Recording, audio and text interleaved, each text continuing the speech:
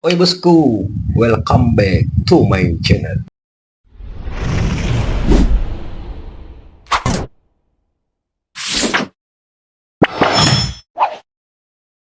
Assalamualaikum warahmatullahi wabarakatuh. Salam sejahtera untuk kita semua. Hidup itu kadang sulit, kadang banyak masalah. Oleh karena itu, hidup perlu dibarengi dengan canda dan tawa. Wah, wah, wah. Wah, wah, yuk.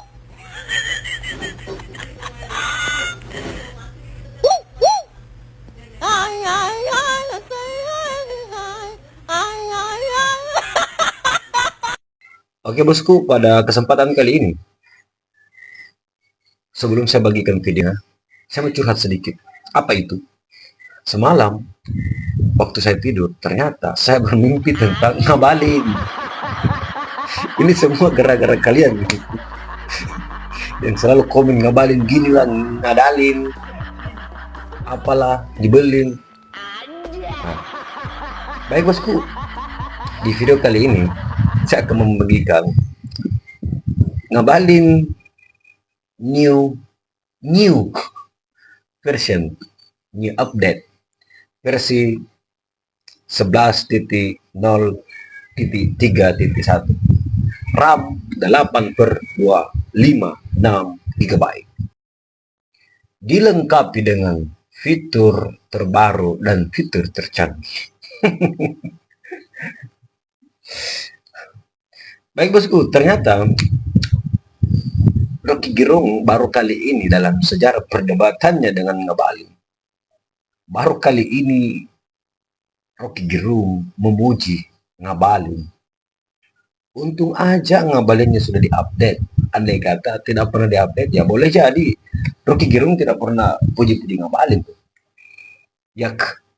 Oke, tanpa berbasa-basi, mari kita simak videonya. Fahri Hamzah ini bolak-balik ketemu Jokowi. Tapi kok pikirannya masih bersih gitu kan? Tidak terjemahkan oleh pikiran Islam. Pikirannya masih bersih. Ini ajaib tuh. Ya. Jadi kira-kira apa sebabnya begitu? Anda masih bisa bertahan untuk tidak terkontaminasi Atau polutif lah. tidak produktif dengan pikiran Islam. Saya punya pembacaan tentang kultur feodal dalam tubuh bangsa kita, dan itu sudah menjadi penyakit yang agak berat penyakit.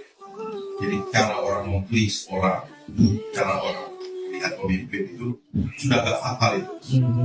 Derajat kesamaan kita sebagai manusia ini sudah agak jauh tereduksi. Nah itulah sebabnya mungkin sebagiannya orang melihat Jokowi atau orang yang bertemu dengan Jokowi dengan derajatnya agak hitam. Fadlizon dan Fahri Hamzah. Itu dua ikon DPR yang memberi warna pada Asik. DPR, yaitu kefasihan untuk berargumentasi, kemampuan untuk menyederhanakan soal, dan kita akan ingat bahwa Fahri Hamzah dan Fadlizon itulah yang bikin DPR itu hidup sebetulnya.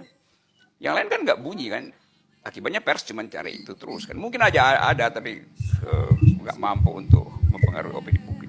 Nah tugas DPR memang riding the tidal wave of ideas segala macam, dan mereka berdua bisa melayang-layang di atas opini publik. Tapi kalau secara pandangan, Mas Rocky sering berseberangan atau lebih sering Dalam soal sepandangan? KPK saya pasti berseberangan dengan Fahri kan, berseberangan dengan Fadlizon, karena mereka yang putusin itu. Saya bilang nggak ada soal, saya tetap Oh, soal KPK, RG berseberangan. anti KPK, silahkan duel.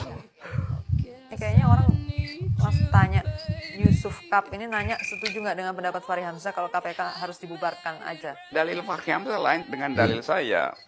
Fahri Hamzah menganggap bahwa KPK melakukan hal yang berlebihan itu. Saya menganggap kalau mau membuat KPK itu lebih efektif, tambahkan kekuasaan. Fahri menganggap kurangi kekuasaan itu supaya dia jadi profesional. Jadi itu cuman beda sudut pandang. Tapi kalau soal pembubaran sendiri, Mas Rocky melihat at one point KPK-nya maksudnya, apakah at one point dia harus bubar? Secara logika institusi harusnya. Dengan sendirinya kan misinya itu kan memang cuman untuk sementara. Jadi kalau dua institusi penegak hukum itu, jaksa dan kepolisian, udah bagus, tanpa dibubarin orang menganggap udah nggak perlu KPK karena lebih banyak koruptor yang ditangkap oleh jaksa dan lebih terbuka prosesnya, ya udah dengan sendirinya dia fading away. Alhamdulillah saat ini sorban ngabalin sudah saya kuasai sepenuhnya. Siap membela Jokowi. Saya nggak akan merapat ke Jokowi karena saya menganggap Jokowi ada masalah yang dia tutup. Sebelum gabung nih. Nanti saya akan sebut ini karena ini kan senjata saya ya. Tapi yang jelas menurut saya arah bangsa kita ini agak rusak. Mantap bang. Arahnya yang rusak. Arah ideologinya, arah politiknya, arah ekonominya, arah budayanya itu semua agak rusak gitu. Jadi postur dari arah bangsa kita itu menurut saya terjadi pembelokan ya. Yang karena itu menurut saya susah memaafkan kepada Jokowi. Ini posisi saya, karena itu saya nggak akan mendukung Pak Jokowi. Ya, kalau terpaksa nggak ada yang didukung ya nggak apa-apa. Saya sendiri aja.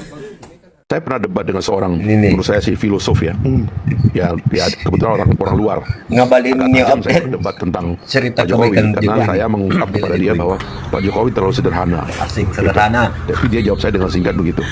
Kamu kira orang bisa mengalahkan orang di kota 2 kali, dia bilang, di provinsi dan di negaranya 2 kali? Kamu anggap orang sederhana? Dia bilang, come on, dia bilang, coba kamu berpikir agak dalam. Dia bilang begitu sama saya. Saya sebagai orang politik agak tertampar dengan kalimat itu, dan saya cari tahu. Salah satu temuan saya adalah ada banyak khazanah politik yang kita nggak tahu dari Pak Jokowi itu, karena diantara yang paling kuat terutama dalam kultur orang Jawa itu adalah kemampuannya mengolah jiwa untuk mengatur situasi di sekitarnya, itu hebat sekali gitu. Dan kita kadang-kadang orang luar Jawa terutama itu nggak sabaran untuk melihat itu, dan itu diantara yang dimiliki oleh Pak Jokowi. Makanya saya dulu nggak bisa membaca. Saya pengkritik Pak Jokowi, tapi tahu nggak, kalau ada rapat konsultasi dia nggak mau kalau Pak Fahri nggak hadir. Itu pesan dia kepada Setia Walaupun Novanto. waktu itu tetap jadi Saya pengkritik. pengkritik Setia Novanto, Bambang Susetio, ya kan, Ade Komarudin, ketua DPR 3 kali karena pada waktu itu ada gonjang ganjing. Setiap rapat konsultasi dia nggak mau kalau Pak Fahri nggak ada. Apa sebab? Nah itu dia, itu satu bang ya. Yang kedua, waktu kita perpisahan bang, itu dia kumpulkan ketua komisi dan ketua fraksi semua. Dia bilang yang membela saya di DPR itu hanya Pak Fahri. Wow. Yang lain nggak bela saya. Bela apa ini? Nggak tahu, waktu itu memang kita lagi terakhir kan ada perubahan undang-undang KPK. Jadi dia lihat.